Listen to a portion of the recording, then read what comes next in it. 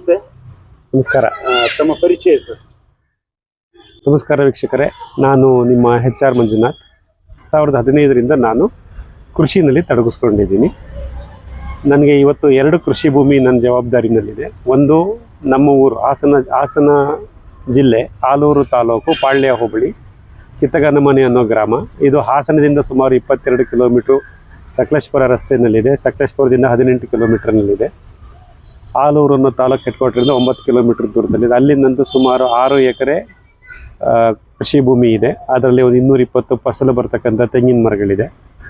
ಅದನ್ನು ನಾನು 2015ರಲ್ಲಿ ಸ್ವಯಾರ್ಜಿತವಾಗಿ ತಗೊಂಡು ಅಲ್ಲಿ ಕೃಷಿ ಜೀವನವನ್ನು ಪ್ರಾರಂಭ ಮಾಡಿದೆ. ಅದ್ರ ಜೊತೆಗೆ ನಮ್ಮ ಕುಟುಂಬಕ್ಕೆ ಸಂಬಂಧಪಟ್ಟದ್ದು ಇಲ್ಲಿ ನಮ್ಮ ಬೆಂಗಳೂರು ಗ್ರಾಮಾಂತರ ಜಿಲ್ಲೆ ದೊಡ್ಡಬಳ್ಳಾಪುರ ತಾಲೂಕು ಸಾಸಲು ಹೋಬಳಿ ಬನಮತಿ ಅನ್ನೋ ಗ್ರಾಮಕ್ಕೆ ಸೇರಿದಂಥ ಒಂದು 6 ಎಕರೆ ಕೃಷಿ ಪ್ರದೇಶ ಇದೆ. ಅಲ್ಲಿ ಸಹ ನಾನು ಈ ಕೃಷಿಯನ್ನು ಪ್ರಾರಂಭ ಮಾಡಿದ್ದೀನಿ 2022ರಿಂದ. ಅಂದರೆ ಕಳೆದ 4 ವರ್ಷಗಳಿಂದ ಈ ಕೃಷಿ ತೋಟದ ನಿರ್ವಹಣೆಯೂ ನನ್ನ ಜವಾಬ್ದಾರಿನಲ್ಲಿದೆ.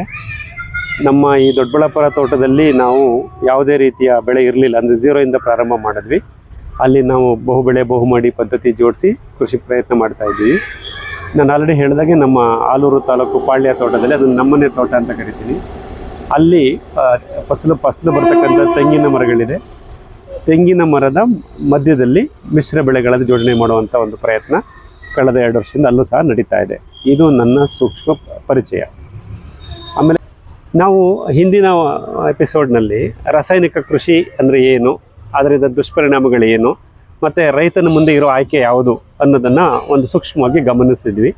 ಹಾಗಾಗಿ ನಾವು ರಾಸಾಯನಿಕ ಕೃಷಿಯಿಂದ ಟರ್ನ್ ಹಾಕ್ಕೊಂಡು ನಾನು ರಾಸಾಯನಿಕ ರಹಿತ ಕೃಷಿಗೆ ಬರಬೇಕಾದ್ರೆ ಯಾವ ಕೃಷಿ ಪದ್ಧತಿಗಳಿದೆ, ನಾನೊಬ್ಬ ರೈತ, ಇವತ್ತು ನನಗೆ ಜ್ಞಾನೋದಯ ಆಗಿದೆ, ನಾನು ವಿಷ ರಾಸಾಯನಿಕಗಳನ್ನು ಬಳಸಲ್ಲ, ರಾಸಾಯನಿಕ ರಹಿತ ಕೃಷಿ ಮಾಡಬೇಕು ಅಂದಾಗ ನಾನು ಯಾವ ಮಾರ್ಗಗಳನ್ನು ಆಯ್ಕೆ ಮಾಡಿಕೊಳ್ಳಿ ಅನ್ನೋ ಪ್ರಶ್ನೆ ಇವತ್ತು ಕೃಷಿಕರ ಮುಂದೆ ಬರುತ್ತೆ. ಟರ್ನ್ ಹಾಕಬೇಕು ಅಂತ ಅಂದ್ಕೊಂಡಿರೋ ಕೃಷಿಕರಿಗೆ ಅದಕ್ಕೆ ಕೆಲವು ಮಾರ್ಗಗಳಿದೆ. ಇದನ್ನು ನಾವು ರಾಸಾಯನಿಕ ರಹಿತ ಕೃಷಿ ಅಂತ ಹೇಳ್ತೀವಿ, ಸಾವಯವ ಕೃಷಿ ಅಂತ ಜನರಲ್ ಆಗಿ ಹೇಳ್ತೀವಿ. ಹಾಗಾದರೆ ಈ ಸಾವಯವ ಕೃಷಿ ಅಂದರೆ ಏನು, ಸಾವಯವ ಕೃಷಿ ಥರ ಇನ್ಯಾವುದಾದ್ರು ಕೃಷಿ ಮಾರ್ಗಗಳಿದೆಯೇ, ಇದ್ದರೆ ಅವುಗಳನ್ನು ನಿರ್ವಹಣೆ ಮಾಡೋದು ಹೇಗೆ, ಇದಿಷ್ಟನ್ನು ನಾವು ಈ ಒಂದು ಸಂಚಿಕೆಯಲ್ಲಿ ನೋಡ್ತಾ ಹೋಗೋಣ.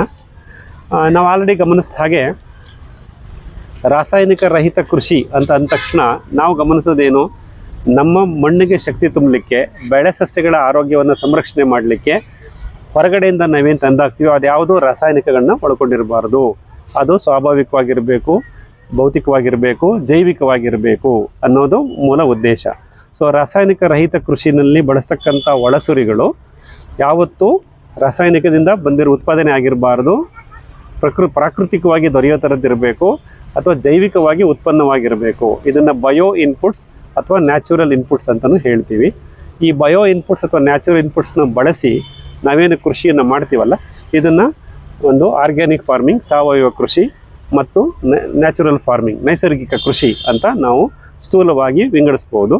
ಹಾಗಾದರೆ ಈ ಆರ್ಗ್ಯಾನಿಕ್ ಫಾರ್ಮಿಂಗ್ ಅಂದ್ರೇನು, ನ್ಯಾಚುರಲ್ ಫಾರ್ಮಿಂಗ್ ಅಂದ್ರೇನು, ಅವೆರಡರ ಮಧ್ಯೆ ಇರತಕ್ಕಂಥ ವ್ಯತ್ಯಾಸಗಳು ಏನು, ಅದನ್ನು ಸೂಕ್ಷ್ಮವಾಗಿ ಈ ಸಂಚಿಕೆಯಿಂದ ನಾವು ಗಮನಿಸೋದಾದರೆ, as a name says, organic ಫಾರ್ಮಿಂಗ್ನಲ್ಲಿ ನಾವು ಆದಷ್ಟು ಸಾವಯವ ವಸ್ತುಗಳನ್ನು ಉಪಯೋಗಿಸಿ ಕೃಷಿಯನ್ನು ಮಾಡುವಂಥ ಒಂದು ಪ್ರಯತ್ನ ಮಾಡ್ತೀವಿ.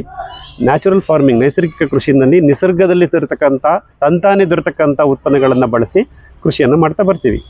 ಸೊ ಸಾವಯವ ಕೃಷಿಯಲ್ಲಿ ನಾವು ಮುಖ್ಯವಾಗಿ ಗಮನಿಸಬೇಕಾಗಿರೋದು ಒಳಸುರಿಗಳಿಗೆ ನಾವು ಬಳಸತಕ್ಕಂತಹ ಮೂಲ ವಸ್ತುಗಳು ಯಾವುದು ಅಂತ. ಸಾವಯವ ಕೃಷಿಯಲ್ಲಿ ಮುಖ್ಯವಾಗಿ ನಾವು ಪಶುಪಾಲನೆಯನ್ನು ಮಾಡಿ ಪ್ರಾಣಿ ತ್ಯಾಜ್ಯಗಳನ್ನು ಸಂಗ್ರಹಿಸಿ, ಅಂದರೆ ಪ್ರಾಣಿಗಳ ಮಲಮೂತ್ರಗಳನ್ನು ಸಂಗ್ರಹಿಸಿ ಅದನ್ನು ಮೌಲ್ಯವರ್ಧನೆ ಮಾಡಿ ಅದನ್ನು ನಮ್ಮ ಕೃಷಿಗೆ ಗೊಬ್ಬರವಾಗಿ, ಒಳಸರಿವಾಗಿ ಮತ್ತು ಸಸ್ಯ ಸಂರಕ್ಷಣೆಯ ಮೂಲವಾಗಿ ಬಳಸ್ತಕ್ಕಂಥ ಒಂದು ವಿಧಾನ ಇದೆ. ಇದನ್ನು ನಾವು ಸಾವಯವ ಕೃಷಿ ಅಂತ ಹೇಳೋಣ. ಇದರಲ್ಲಿ ನಾವು ಆದಷ್ಟು ಪ್ರಾಣಿಗಳ ಮೂಲದಿಂದ ದ್ರವ್ಯಗಳನ್ನು ಸಂಗ್ರಹಿಸಿ ಮಾಡ್ತಕ್ಕಂಥ ಕೃಷಿ. ಎರಡನೇ ಕೃಷಿ ಏನಪ್ಪ ಅಂದರೆ ನೈಸರ್ಗಿಕ ಕೃಷಿ. ಇದರಲ್ಲಿ ನಾವೇನು ಮಾಡ್ತೀವಿ ಅಂದರೆ ಪ್ರಾಕೃತಿಕವಾಗಿ ಏನು ಸಿಗುತ್ತೆ ಅದನ್ನು ಮಾತ್ರ ಬಳಸಿ, ಪ್ರಾಣಿಗಳ ತ್ಯಾಜ್ಯಗಳನ್ನು ಕಡಿಮೆ ಪ್ರಮಾಣದಲ್ಲಿ ಬಳಸಿ, ನೈಸರ್ಗಿಕವಾಗಿ ಸ್ವಾಭಾವಿಕವಾಗಿ ಸಿಗತಕ್ಕಂಥ ಸಸ್ಯ ಮೂಲಗಳನ್ನು ಹೆಚ್ಚಾಗಿ ಬಳಸಿ ಕೃಷಿ ಮಾಡುವುದು. ಮತ್ತು ಈ ನೈಸರ್ಗಿಕ ಕೃಷಿ ಚಕ್ರ ಏನಿದೆ, ಈ ನೈಸರ್ಗಿಕ ಚಕ್ರಕ್ಕೆ ಅನುಗುಣವಾಗಿ ಕೃಷಿಯನ್ನು ಅವಲಂಬಿಸೋದು, ಜೋಡಿಸೋದು. ಋತುಮಾನಕ್ಕೆ ತಕ್ಕಂಗೆ, ಕಾಲಮಾನಕ್ಕೆ ತಕ್ಕಂಗೆ, ಆ ಭೂಪ್ರದೇಶಕ್ಕೆ ತಕ್ಕಂಗೆ ಯಾವ ಬೆಳೆ ಬೆಳಿಬೇಕು, ಎಷ್ಟು ಅಂತರದಲ್ಲಿ ಹಾಕಬೇಕು, ಇವೆಲ್ಲವೂ ಪ್ರಕೃತಿಗೆ ಪೂರಕವಾಗಿರಬೇಕು. ಇದನ್ನು ಪರಿಸರ ಸ್ನೇಹಿ ಕೃಷಿ, ಪರಿಸರ ಅವಲಂಬಿತ ಕೃಷಿ ಅಂತಲೂ ಹೇಳ್ತೀವಿ. ಸೊ ಈ ಒಂದು ಕೃಷಿ ಮಾರ್ಗವನ್ನು ನಾವು ಅನುಸರಿಸಬೇಕು. ಸಾವಯವ ಕೃಷಿನಲ್ಲಿ ಒಳಸುರಿಗಳನ್ನು ತಯಾರು ಮಾಡಿಕೊಳ್ಳೋದು, ಸಸ್ಯ ಮೂಲಗಳಾಗ್ಬೋದು, ಪ್ರಾಣಿಜನ್ಯಗಳಾಗ್ಬೋದು, ಅದನ್ನು ಒಂದು ರೀತಿ ಮೌಲ್ಯವರ್ಧನೆ ಮಾಡೋದು, ಅದನ್ನು ಬಳಸಿ ಕೃಷಿ ಮಾಡೋದು ಒಂದು ವಿಧಾನ. ಇದಕ್ಕೆ ಸಾಕಷ್ಟು ಶ್ರಮ, ಸಮಯ ಮತ್ತು ಸಂಪನ್ಮೂಲಗಳನ್ನು ಇಟ್ಕೋಬೇಕಾಗತ್ತೆ. ನಾವು ಹಸುಗಳನ್ನು ಸಾಕಬೇಕಾಗತ್ತೆ. ಈ ನೈಸರ್ಗಿಕ ಕೃಷಿನಲ್ಲಿ ನಾವು ನಿಸರ್ಗದತ್ತವಾದಂಥ ಸಂಪನ್ಮೂಲಗಳು, ತಂತಾನೇ ಬರತಕ್ಕಂಥ ಸಂಪನ್ಮೂಲಗಳನ್ನು ಬಳಸಿ ಮಾಡೋದ್ರಿಂದ ಇಲ್ಲಿ ನಮಗೆ ಆ ಒಂದು ಅವಲಂಬನೆಯೂ ಸಹ ಕಮ್ಮಿ ಆಗ್ತಾ ಬರುತ್ತೆ.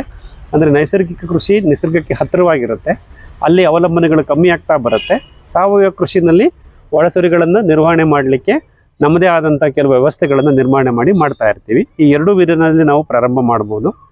ನಾನು ಈ ರಾಸಾಯನಿಕ ಕೃಷಿಯಿಂದ ಯೂಟರ್ನ್ ಹಾಕೊಂಡು ಬರ್ತಕ್ಕಂಥ ಕೃಷಿಕರಿಗೆ ನಾನು ಹೇಳಿದೇನಪ್ಪ ಅಂದರೆ, ಪ್ರಾರಂಭದಲ್ಲಿ ನೀವು ನಿಮ್ಮ ಮಣ್ಣಿಗೆ ಶಕ್ತಿ ತುಂಬಬೇಕು. ನಾನು ಆಲ್ರೆಡಿ ಹೇಳ್ದಂಗೆ ಸಾವಯವ ಇಂಗಾಲ 0.5 ಇದೆ, ಅದನ್ನು ಅಟ್ಲೀಸ್ಟ್ 1.0 1.5 ಮಾಡಬೇಕು. ಹಾಗಾಗಿ ಈ ಸಮಯದಲ್ಲಿ ಸಾವಯವ ಒಳಸುರಿಗಳನ್ನು ಬಳಸಿ, ಅದು ಪ್ರಾಣಿಗಳಿಂದ ಬಂದಿರ್ಬೋದು, ಸಸ್ಯಗಳಿಂದ ಬಂದಿರ್ಬೋದು.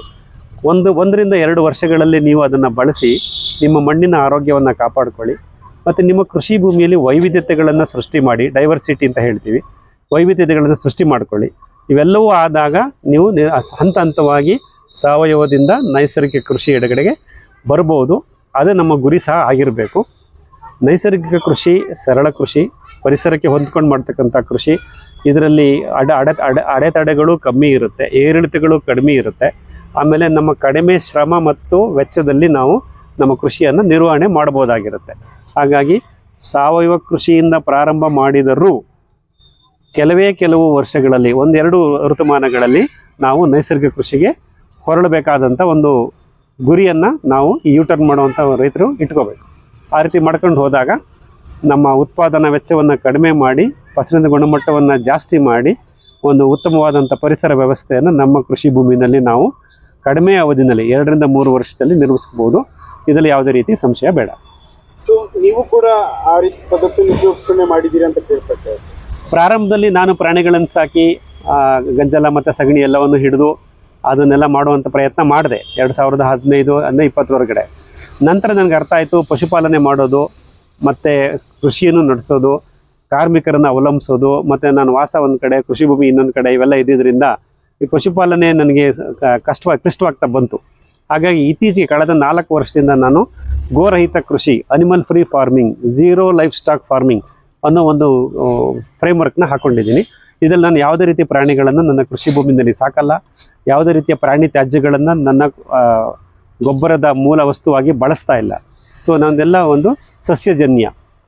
ಸೊ ಸಸ್ಯಗಳನ್ನು ಬೆಳೆಸ್ತೀವಿ, ವಿವಿಧ ರೀತಿಯ ಸಸ್ಯಗಳನ್ನು ಬೆಳೆಸಿ ಸಸ್ಯಗಳಿಂದನೇ ಸಸ್ಯಗಳಿಗೆ ಆಹಾರ ಸಿಗೋ ಥರ ಮಾಡ್ತೀವಿ. ಇದೊಂದು ಕ್ಲೋಸ್ಡ್ ಲೂಪ್ ಮಾಡಿರ್ತೀವಿ.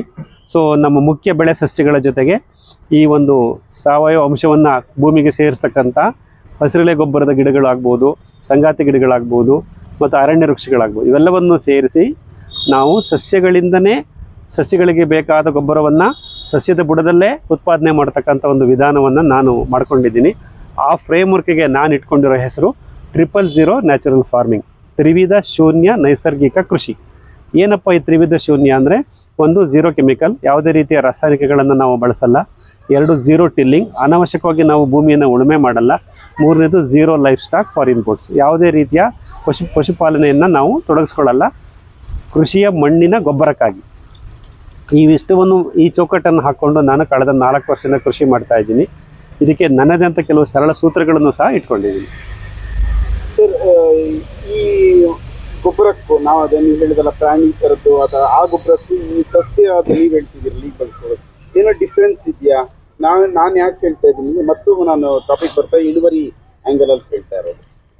ಈಗ ನೀವು ಮಣ್ಣಿಗೆ ಶಕ್ತಿಯನ್ನು ತುಂಬಲಿಕ್ಕೆ ಸಸ್ಯ ಮೂಲಗಳನ್ನು ಉಪಯೋಗಿಸ್ಬೋದು, ಪ್ರಾಣಿ ಮೂಲಗಳನ್ನು ಉಪಯೋಗಿಸ್ಬೋದು. ಉದಾಹರಣೆಗೆ ಪ್ರಾಣಿ ಮೂಲಗಳು ತಕ್ಷಣ ನಮ್ಮ ದೃಷ್ಟಿ ಬರೋದು ಸಗಣಿ ಮತ್ತು ಗಂಜಲ, ಅವೆರಡರ ಮುಖಾಂತರನೇ. ಹಾಗಾದರೆ ಈ ಸಗಣಿ ಗಂಜಲ ಉತ್ಪತ್ತಿ ಆಗೋದೆಲ್ಲಿ? ಪ್ರಾಣಿಯ ಹೊಟ್ಟೆಯಲ್ಲಿ, ಉದರದಲ್ಲಿ. ಪ್ರಾಣಿಯ ಹೊಟ್ಟೆಯಲ್ಲಿ ಉತ್ಪತ್ತಿ ಆದಂಥ ಈ ಸಗಣಿ ಮತ್ತು ಗಂಜಲವನ್ನು ನಾವು ಸಂಗ್ರಹಿಸ್ತೀವಿ.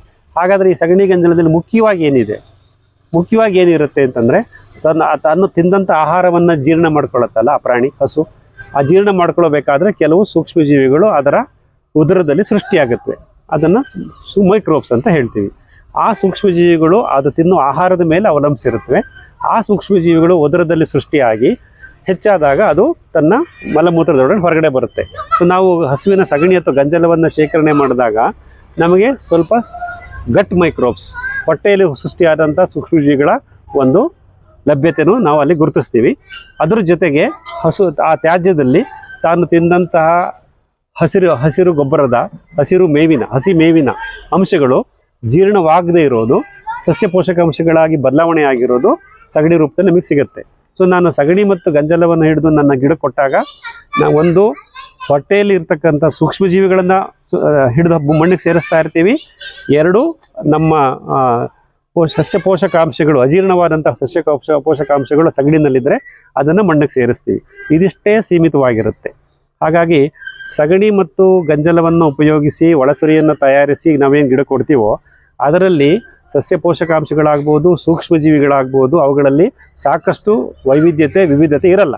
It's limited. ಎಷ್ಟು ಬೇಕೋ ಅಷ್ಟು ಇರುತ್ತೆ. ಆ ಪ್ರಾಣಿ ಆ ದಿವಸ ಏನು ಆಹಾರ ತಿಂದಿತ್ತೋ, ಎಷ್ಟನ್ನು ಜೀರ್ಣ ಮಾಡ್ಕೊಂಡಿತ್ತೋ, ಎಷ್ಟು ಅಜೀರ್ಣವಾಗಿತ್ತೋ ಅಷ್ಟು ಮಾತ್ರ ನಮಗೆ ಸಿಗುತ್ತೆ. It is limited by what it eats. ಅದೇನು ತಿನ್ನುತ್ತೋ ಅದ್ರ ಮೇಲೆ ಡಿಪೆಂಡ್ ಆಗಿರುತ್ತೆ. ಆದರೆ ನಾವು ಈ ಸಸ್ಯ ಮೂಲಗಳನ್ನು ಹುಡುಕಿದಾಗ ನೋಡಿ, ಪ್ರಕೃತಿ ನಾವು ಸಾಕಷ್ಟು ವೈವಿಧ್ಯತೆಯನ್ನು ಹುಡುಕ್ತೀವಿ. ಎಲ್ಲ ಥರದಲ್ಲೂ ವಿವಿಧ ಜಾತಿಯ ಸಸ್ಯಗಳಿದ್ದಾವೆ. ಆ ಪ್ರತಿ ಸಸ್ಯವು ತನ್ನದೇ ಆದಂಥ ಒಂದು ಪೋಷಕಾಂಶವನ್ನು ಮಣ್ಣಿಂದ ಹೀರಿ ಬೆಳೆದಿರುತ್ತೆ. ತನ್ನ ರಚನೆ, ಕಾಂಡ, ಎಲೆ, ರಂಬೆ, ಕೊಂಬೆ, ಬೇರು, ಹೂವು, ಈಚು, ಕಾಯಿ, ಹಣ್ಣು, ಬೀಜ ಎಲ್ಲವನ್ನೂ ಸೃಷ್ಟಿ ಮಾಡಿರುತ್ತೆ. ಅವೆಲ್ಲವನ್ನು ನಾವು ಪ್ರತ್ಯಕ್ಷವಾಗಿ ಪರೋಕ್ಷವಾಗಿ ಸಂಸ್ಕರಣೆ ಮಾಡಿ ವಾಪಸ್ಸು ಮಣ್ಣಿಗೆ ಸೇರಿಸಿದಾಗ ಒಂದು ಬೆಳೆ ಸಸ್ಯಕ್ಕೆ ಬೇಕಾದ ಎಲ್ಲ ಪೋಷಕಾಂಶಗಳನ್ನು ಅದು ಪಡೆದಿರೋದ್ರಿಂದ ಆದಷ್ಟು ಮತ್ತೆ ವಾಪಸ್ ಪುನರ್ಬಳಕೆ ಆಗುವಂಥ ವೈಜ್ಞಾನಿಕ ಸಾಧ್ಯತೆಗಳು, ಸೈಂಟಿಫಿಕ್ ರೀಸನ್ಸ್ ತುಂಬ ಇರುತ್ತೆ. ಹಾಗಾಗಿ ನಾವೇನು ಕನ್ಕ್ಲೂಡ್ ಮಾಡ್ಬೋದು ಅಂದರೆ, ಸಸ್ಯ ತ್ಯಾಜ್ಯಗಳನ್ನು ಬಳಸಿ ನಾವು ಮಣ್ಣಿಗೆ ಏನು ಶಕ್ತಿ ತುಂಬ್ತೀವಿ ಮತ್ತು ಸಸ್ಯ ವೈವಿಧ್ಯತೆಯನ್ನು ಏನು ಸೃಷ್ಟಿ ಮಾಡ್ತೀವಿ, ಇದು ಪ್ರಾಣಿ ತ್ಯಾಜ್ಯಗಳನ್ನು ಬಳಸಿ ಮಾಡ್ತಕ್ಕಂಥ ಒಂದು ಕ್ರಮಕ್ಕಿಂತನೂ ಭಾಳ ಸೂಕ್ತ, ಉತ್ತಮ ಮತ್ತು ಸರಳ. ಹಾಗಾಗಿ plant based manure management is much simple, straight forward, appropriate then an animal based manure management. ಇದನ್ನು ನಾವು ಕನ್ಕ್ಲೂಡ್ ಮಾಡ್ಬೋದು. ಥ್ಯಾಂಕ್ ಯು ಸರ್, ಧನ್ಯವಾದಗಳು. ವಿಷ ರಾಸಾಯನಿಕಗಳನ್ನು ಬಳಸೋದನ್ನು ನಿಲ್ಲಿಸಬೇಕು, ಕಮ್ಮಿ ಮಾಡಬೇಕು ಅಂತ ನಾನು ಹೇಳ್ತಿಲ್ಲ. ಭೂಮಿನ ಏನು ಮಾಡಬೇಕು? ರಿಜಿನಿಯೇಟ್ ಮಾಡಬೇಕು, ಪುನರುತ್ಪಾದನೆ ಮಾಡಬೇಕು. ಪುನರುತ್ಪಾದನೆ ಮಾಡಲಿಕ್ಕೆ ನಾವು ರಾಸಾಯನಿಕಗಳ ಬಳಕೆಯನ್ನು ಸಂಪೂರ್ಣವಾಗಿ ನಿಲ್ಲಿಸಿ ಸಾವಯವವಾಗಿ, ನೈಸರ್ಗಿಕವಾಗಿ ಏನು ದೊರೆಯುತ್ತೋ ಅದನ್ನು ತಗೊಂಬಂದು ನಮ್ಮ ಕೃಷಿ ಭೂಮಿನಲ್ಲಿ ಸೇರಿಸಿ ನಾವು ನಮ್ಮ ಬೆಳೆಯನ್ನು ನಾವು ಬೆಳೀತಾ ಬರಬೇಕು. ಇದಿಷ್ಟೇ ನಾವು ಮಾಡಬೇಕಾಗಿರೋದು. ರಾಸಾಯನಿಕಗಳನ್ನು ಸಂಪೂರ್ಣವಾಗಿ ನಿಲ್ಲಿಸಿ ಝೀರೋ ಕೆಮಿಕಲ್ಗೆ ಹೋಗಿ ಆರ್ಗ್ಯಾನಿಕ್ ಆಗಿ ಸ್ಟಾರ್ಟ್ ಮಾಡಿ, ಸಾವಯವದಲ್ಲಿ ಪ್ರಾರಂಭ ಮಾಡಿ, ನಿಮ್ಮ ಮಣ್ಣಿಗೆ ಹೆಂಗೆ ಶಕ್ತಿ ತುಂಬಬೇಕು ಬೇಕಾದಷ್ಟು ಮಾರ್ಗಗಳಿದೆ.